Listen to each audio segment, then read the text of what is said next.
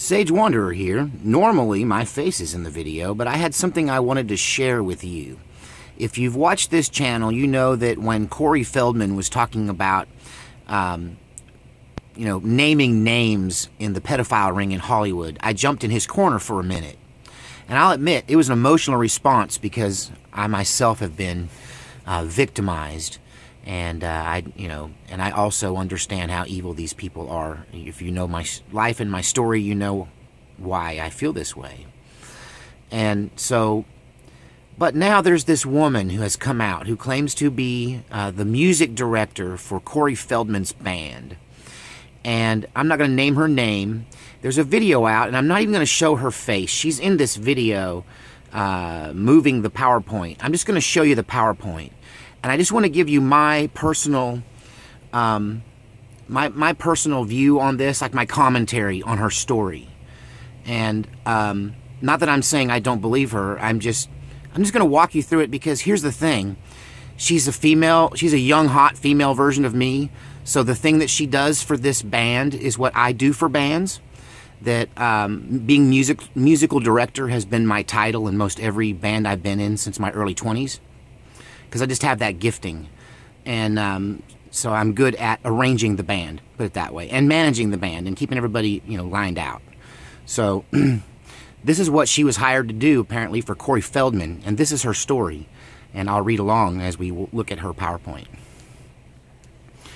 She says, "I am a well-trained, experienced touring musician hired by the artist," we're not naming names, but we know who she's talking about, "to be the musical director because of my musical expertise. Because, wait a minute, I lost my place. Because of my musical expertise and because he insisted on only having females in his band." So, wait a minute, I didn't hit play. I thought I did. Play. Alright, now she's switching it. Okay. "I auditioned, hired, trained, and fired other young women as needed to ensure the band was kept at the highest level of professionalism for touring.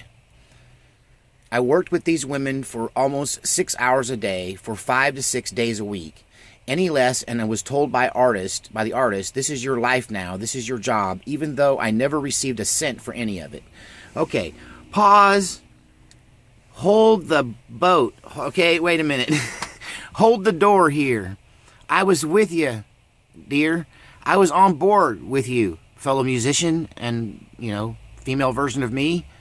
Right up until I never received a cent for any of it.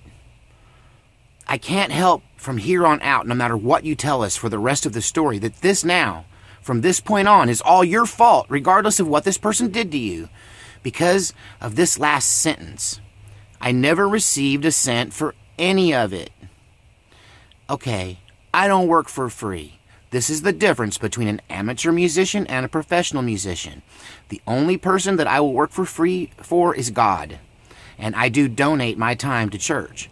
But I also don't let anyone walk on me when I'm working for free. And I kind of still do it on, my own terms, around my schedule. They don't get to tell me what to do because it's not my job. This is your job, but you didn't receive a cent. That's not a job. Okay?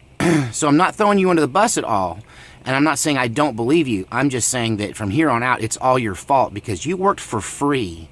And I have a chip on my shoulder against musicians who work for free. I want my money. I want it right now, and I want it up front. That's just the price to pay to play the game with Sage Wanderer. Here we go.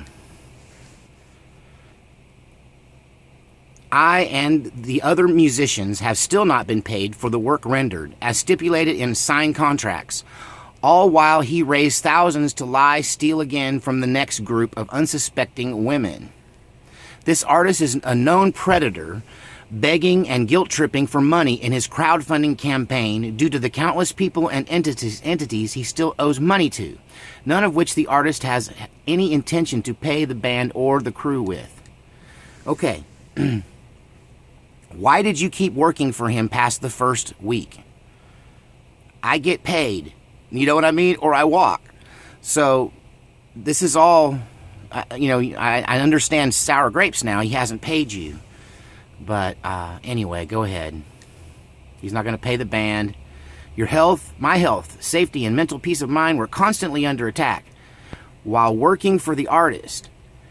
I and the other women on tour were demeaned, demoralized, placed under ridiculous rules that often compromised our health.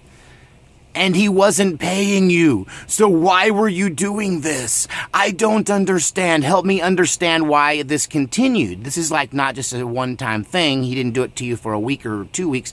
This went on for an entire tour, and you haven't been paid. This is not how the business works. You have made a huge error. And all I can think of is that this guy's messing with your mind, and you drank the Kool-Aid, and you let him use you like so many other unscrupulous managers and band directors try to do to musicians. And this is to all of you other musicians out there. Stop playing for free. If they don't treat you good, walk out on them. Contracts were made to be broken. If they're not holding up their end, tear it up and throw it in their face and go home. So I do not understand why you kept working for this person. All right. You often compromised your health, and you're still hanging out there without getting paid. All right, what's next? We were also wrongfully blamed for missing money. So now he's accusing you of stealing, often spent or lost by the artist in a drugged-out haze at strip clubs and other venues. So why are you working for this guy? Sleep and food were only allowed around the artist's partying schedule. Did he have you held captive? This partying included 4 to 5 choices of drugs.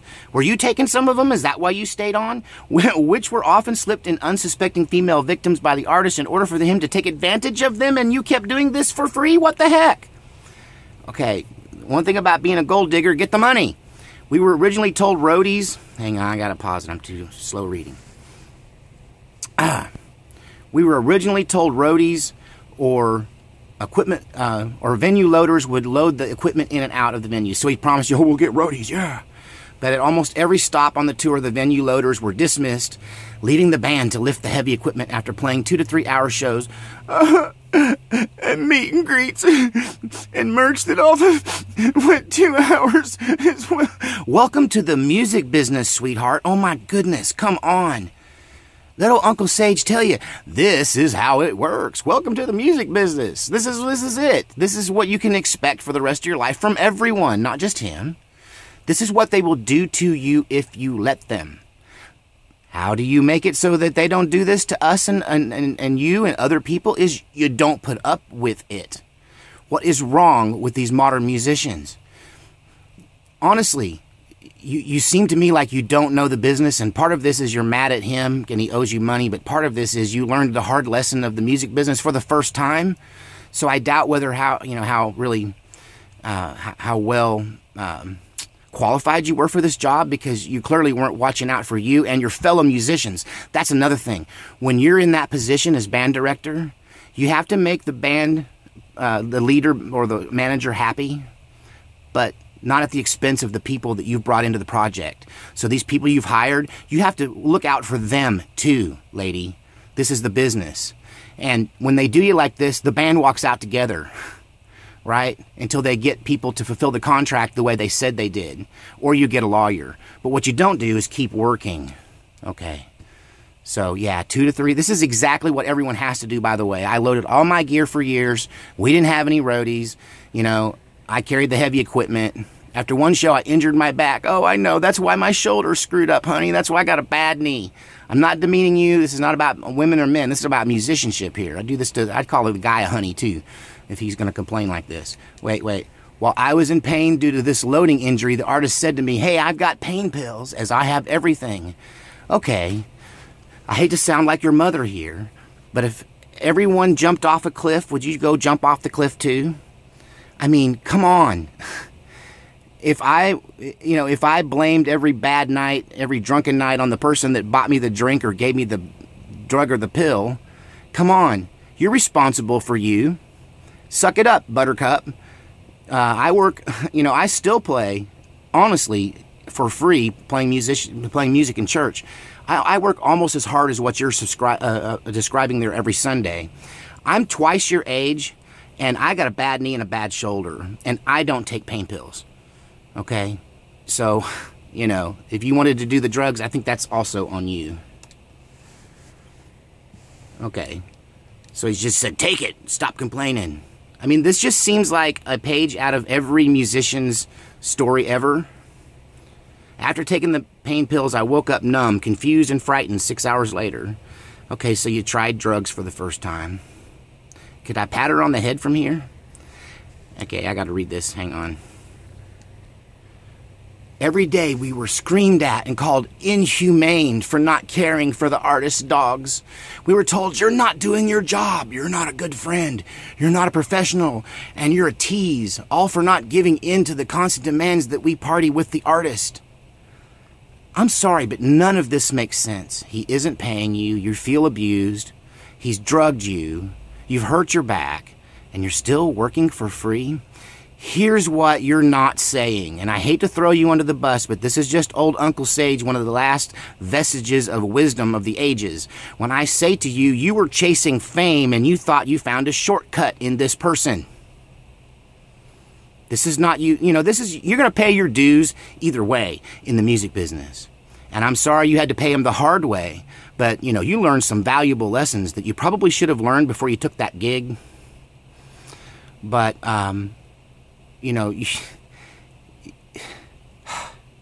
bless your heart, you did it to yourself. Don't say you deserved it. I'm just saying, what were you thinking? What can I say? You say no. Just say no. But you wanted the fame. You wanted it so bad you could taste it. You thought you were going to get it, so you just hung in there. No. If it's easy, it's too good to be true, it is. I'm not sure I can take much more of this, honestly. Let's see if we can get through it. So he had constant demands. We had to party with him. Partying must happen. So you were forced to partying. He stole your panties. Okay.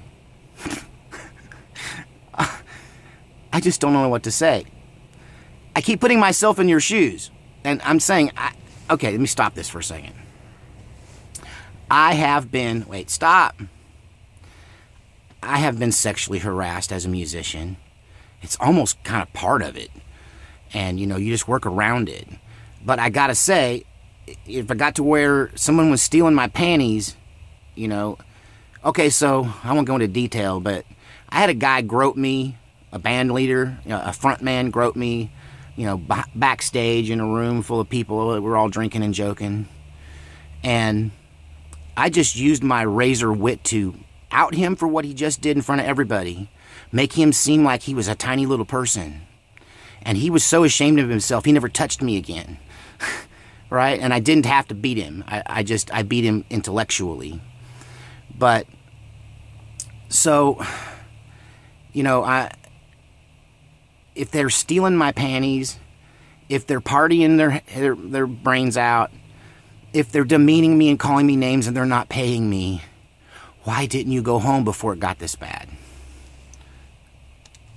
I'm trying to hang in there, but my old broke-down, road-weary body's just had enough of this topic, I'm afraid. So what happened next? She's joining the rest of her band members, and they've started a new thing. And let me guess, they want money for their crowdfunding. Oh my gosh. I'm just going to say this. Everybody's a snowflake these days.